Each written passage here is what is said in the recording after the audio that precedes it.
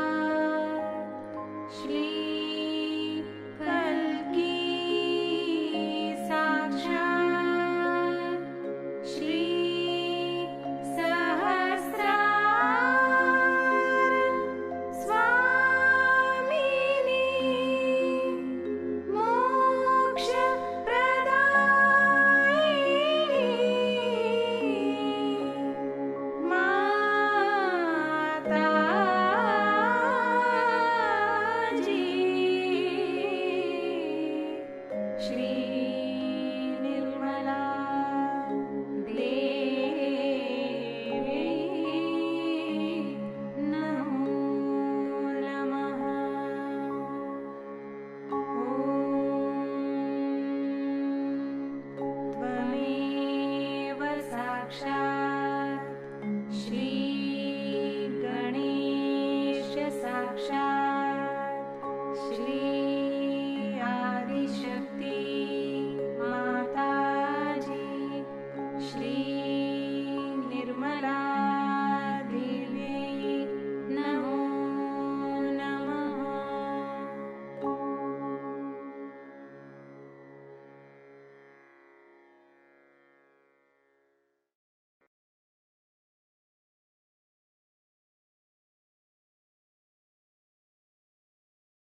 चित्त सहस्त्रार पे प्रार्थना करते हैं।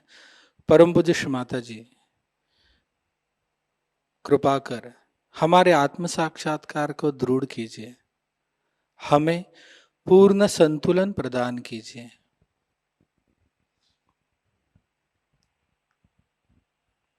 कुछ क्षण इसी ध्यान की अवस्था में बैठते हैं।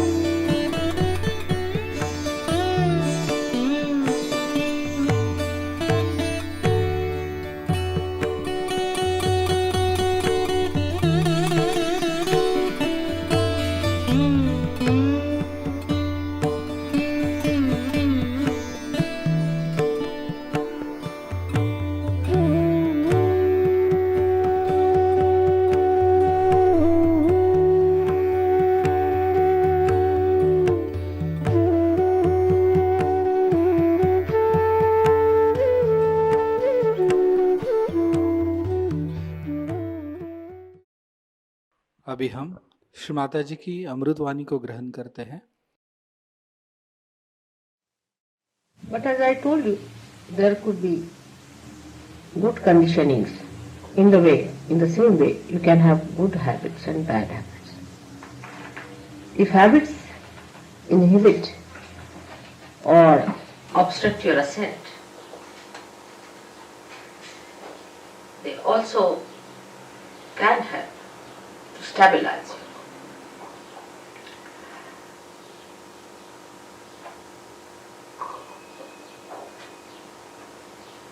The conditioning comes to you from the matter with which we are dealing every day. When a human being sees a matter, he aggresses it. And he wants to use that matter for his own purpose. He changes the forms of the matter for his own purpose. He starts getting used to matter as comfort or as a help or a guide in life. The more you start depending on matter, the more your spontaneity is finished, because you are dealing with the dead.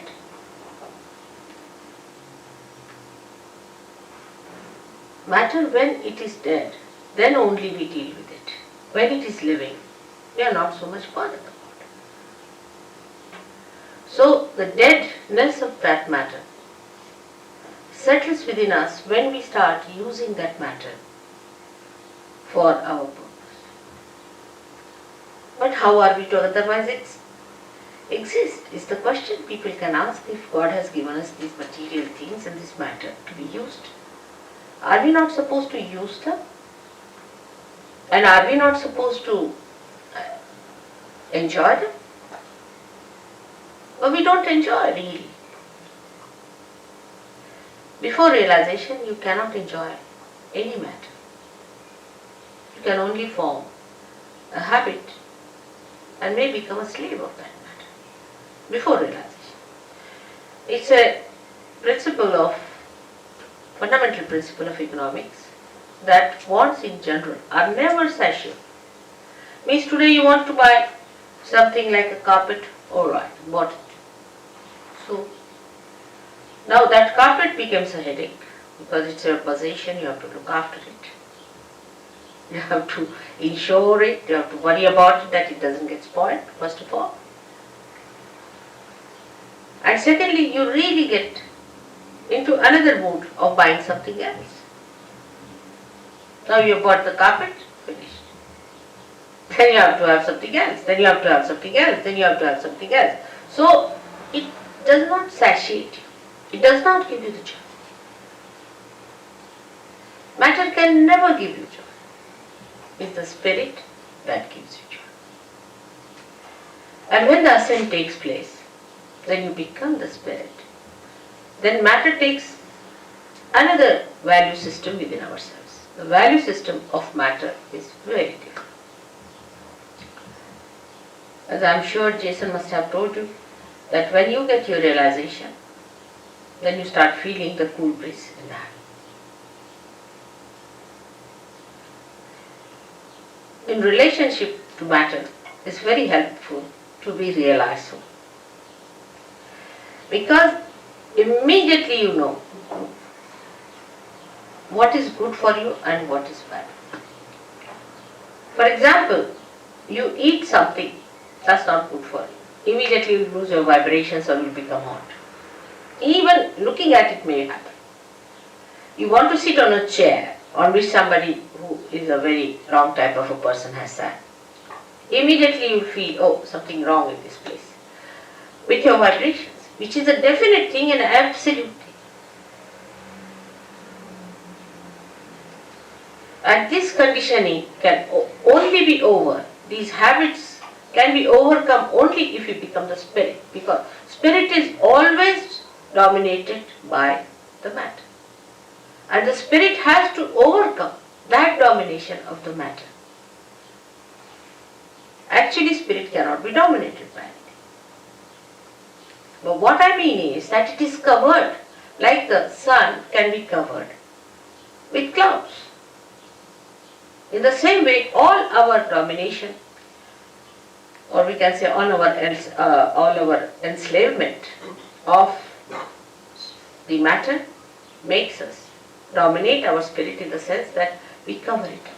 The clouds are there. We can't see the spirit. We can't feel the spontaneity, which is the beauty of the spirit. We do not feel in a person.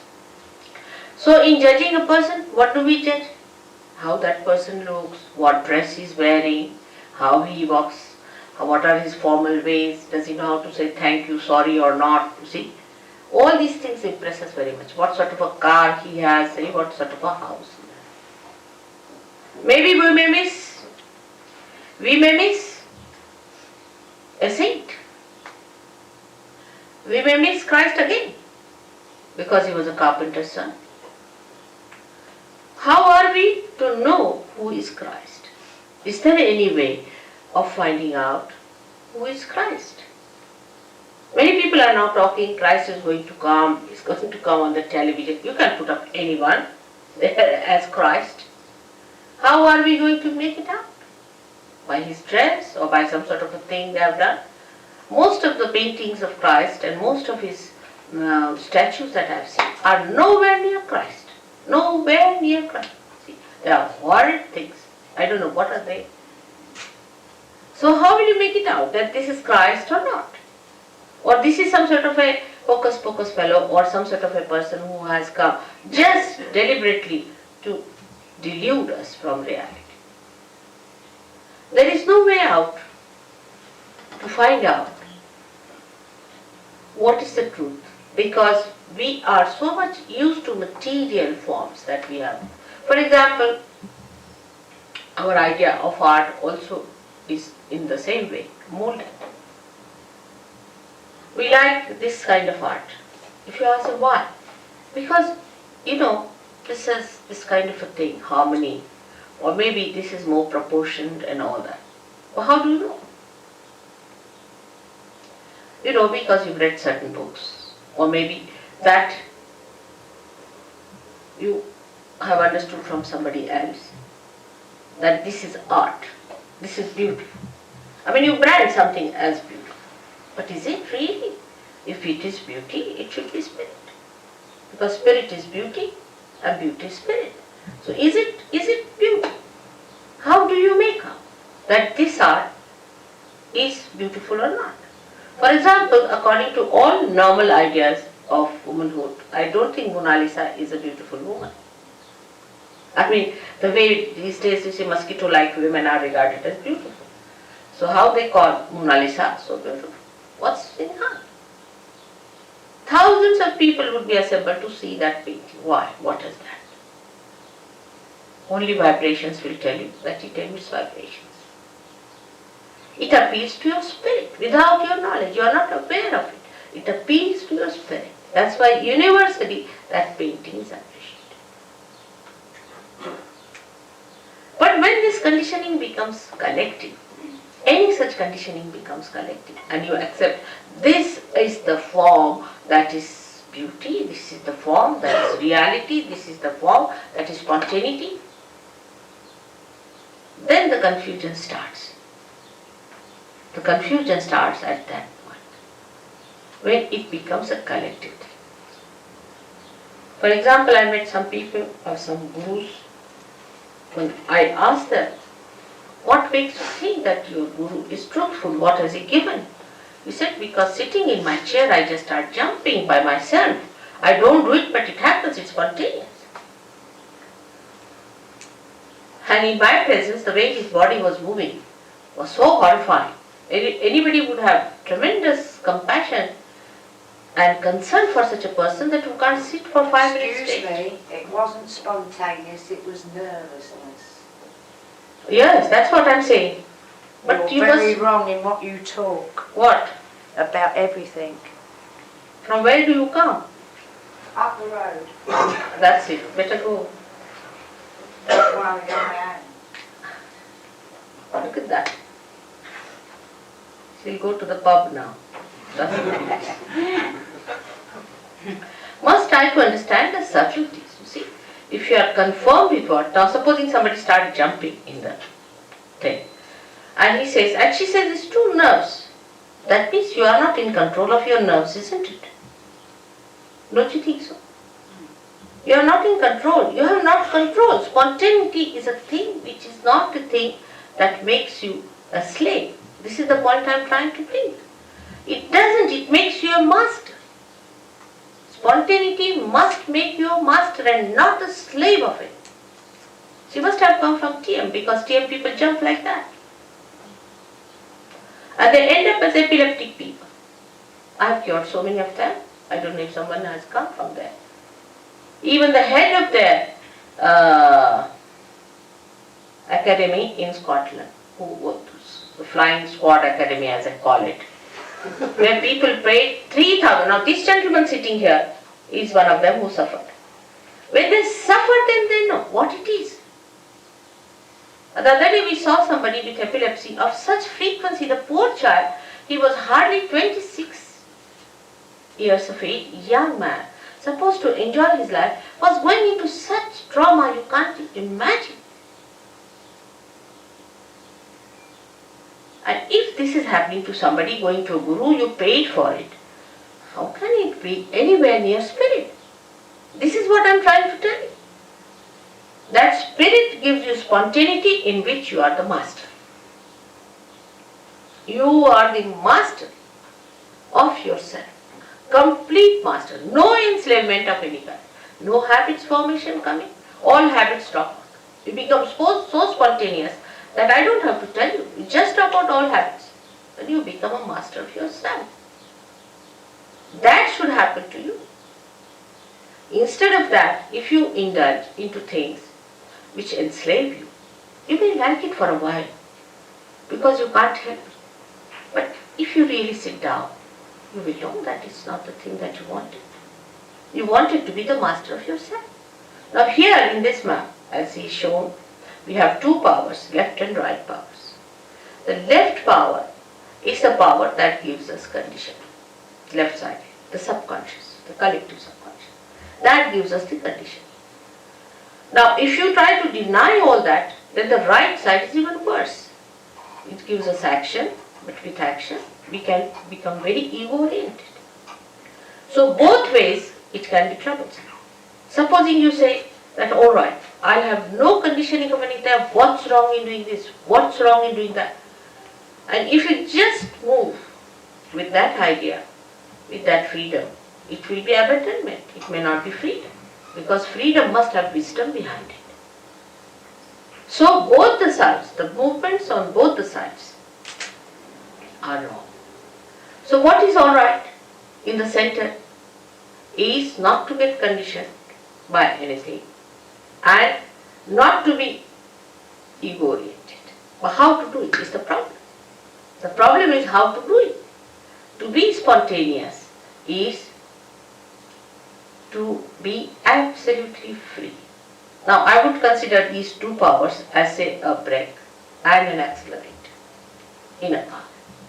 Now you use both the powers. You use the brake first, you use the accelerator, you try to control these two powers.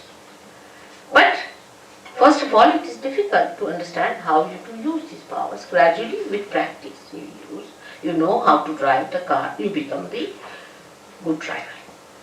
After becoming the good driver, still you are not the master of the driver. But then you become the master. So today the master within us is the spirit. But before realization, we are not the master. Because the master has not come in our conscious mind. It is not expressing in our conscious mind, in the sense that we are not empowered by its powers. The spirit exists, it has its own powers. But we haven't felt those powers within us. Once we feel the powers of the spirit, we are empowered by our own powers which are there. The powers are within us. These are our own powers. We don't have to borrow from anyone, ask from anyone, they are in ourselves. The spirit is within us. Only thing that spirit has to give light in our consciousness. It has to come in our consciousness. In simple medical terminology, we can say that the spirit must manifest itself in our central nervous system. In our central nervous system. So that we should know what we are doing. Not that we start just jumping on the chair, or some people said, oh, you just start doing it. It is a process. It's not correct. You are not in conscious mind. You are doing it out of hypnosis. Hypnosis may be coming from outside force. It's not your force, your awareness, your understanding, your power. It is somebody else's, because you are not doing it. As matter has a power to overpower us, in the same way, there are some material things, I should say, which are very dangerous, which are placed. For example, now cancer. Take cancer. Cancer overpowers. It's a very serious thing. Cancer overpowers you. You cannot overpower cancer. Take a very concrete example. Now, how is it caused? Doctors say this way, that way. Sahajayoga can cure cancer, definitely 100%. It can cure. It has cured. Many Sahajogis have cured cancer. How? It's very simple. That you become master of your son, and you master the disease also. You master everything. Because the master is within you. It has not come in your conscious mind. It's the only link is left. And when that happens, yoga takes place, union takes place. We should now completely keep ourselves limited to self-realization. About God, I'll tell you next time. Self-realization means to bring your spirit into your conscious mind. Now, how cancer is caused? Let's see here what happens. It is caused by left-sided activity. Now, left-sided activities are emotional traumas. emotional problems, emotional upheavals, emotional insecurities. Any kind of insecurity can take you to the left side.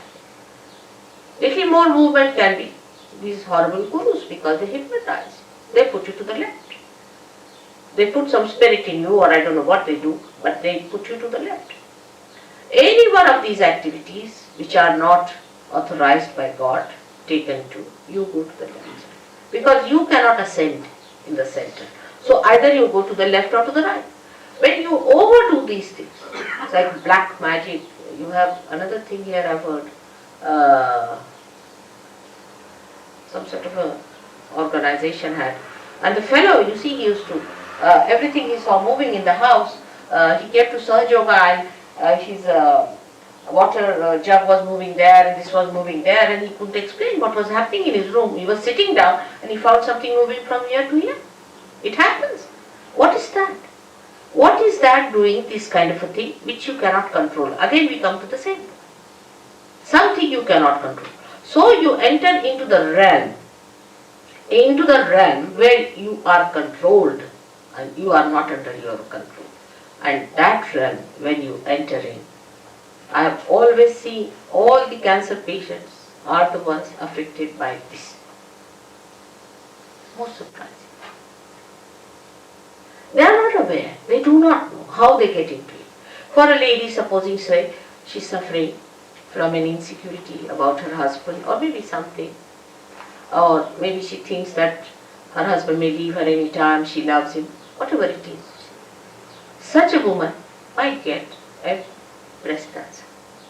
Because the insecurity is set in one of the centers there, which you can see here, the center of the heart. Center heart as we call it. Now if this center goes out of order, if a woman feels insecure for anything whatsoever, she is capable, she is vulnerable to be attacked and she can get into cancer. So we have to understand life in totality and not in one way.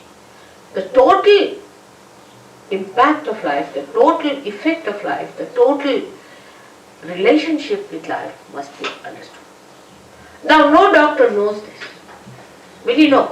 When he treats a patient for the, say, breast cancer, will he know that this lady is insecure? There's another disease, anorexia. Many girls suffer from it. They don't just eat, they just give up eating. Now, you do not know why it happens. Doctors can't cure it. Nobody can cure it. What is the reason? The relationship of a girl, of a daughter with a father. Say father dies and the daughter doesn't see the father. Or she, in heart, she loves her father but she doesn't express it. Or there's some bad relationship that comes between the father and the daughter. You get this double anorexia. You'll be amazed. But it is impossible for doctors to get it. We have some doctors sitting here. It is impossible for any medical science to go near it. Because they do not see a human being in its totality. It's a very delicate instrument God has created. The way we are harsh with others, the way we sometimes try to trouble others, try to make others feel insecure, are unfair, unjust. Without our knowledge, we really give them a tremendous insecurity. And such insecurities can work out incurable diseases of which we are not aware. So to understand the totality, what should happen to us? We should achieve that state where we can see the totality. Like if I have to see now, for example, the whole of Brighton, what should I do? I should go on a plane and see it from that height. I can see the whole.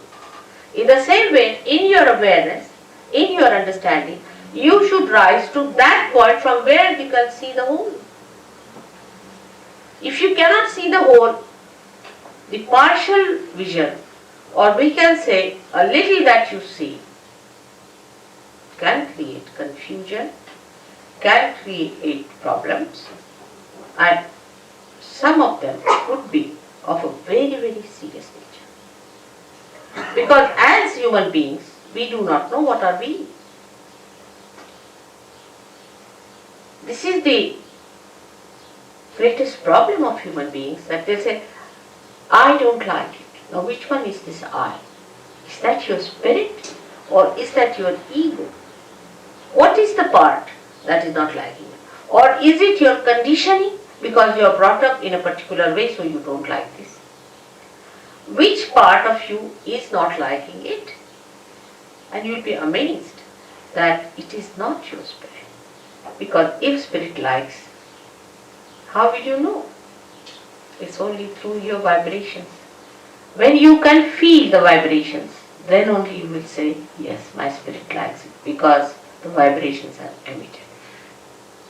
So we are still in a transition state as human beings.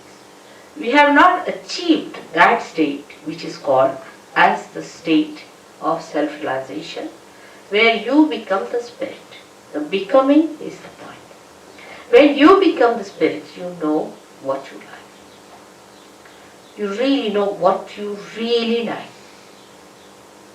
Because you are now the reality. You are not any conditioning.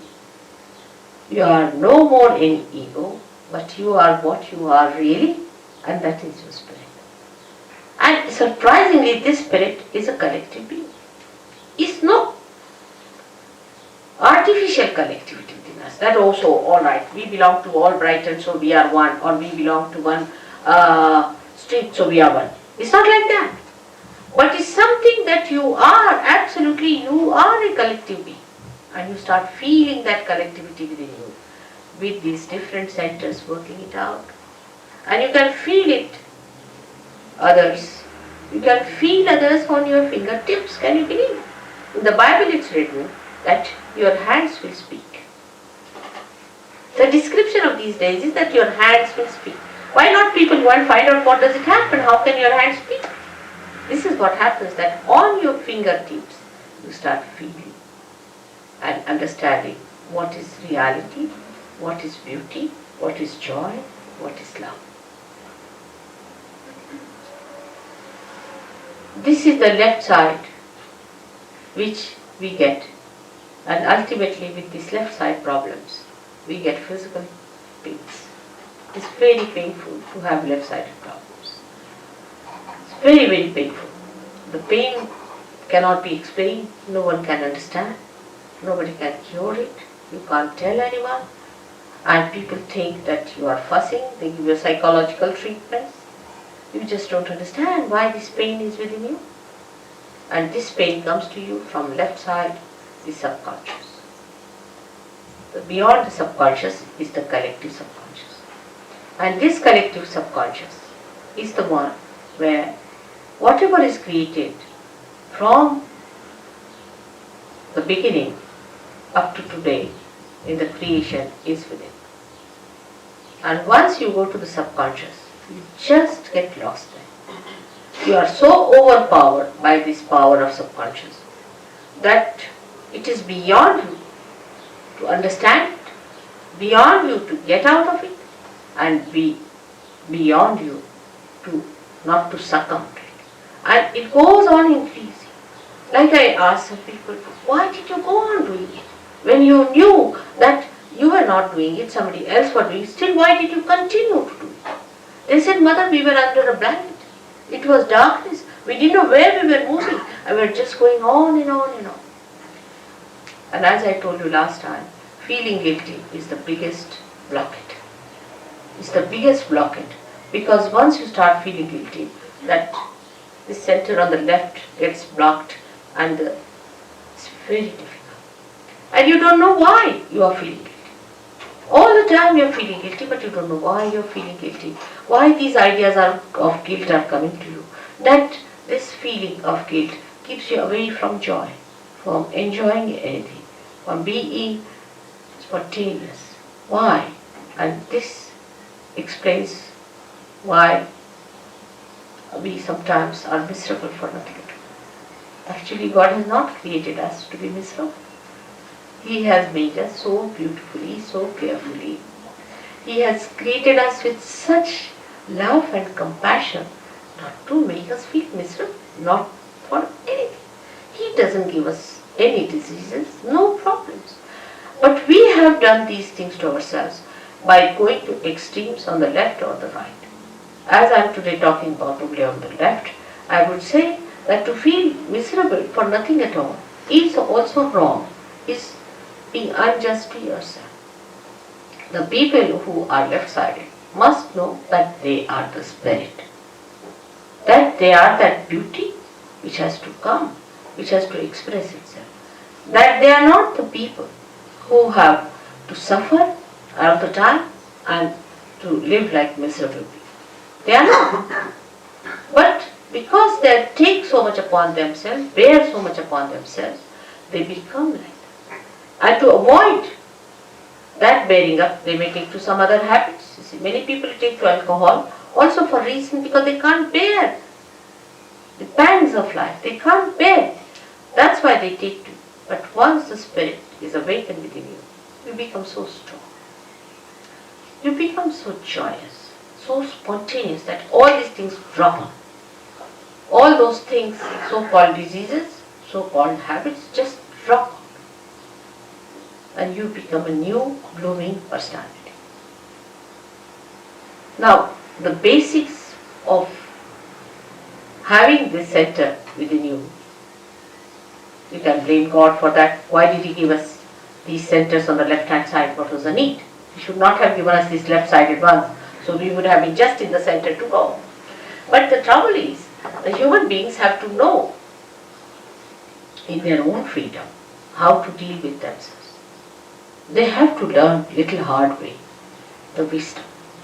They have to know by going to extremes, we have suffered. They have to realize it. Because if they have to become truly, absolutely free,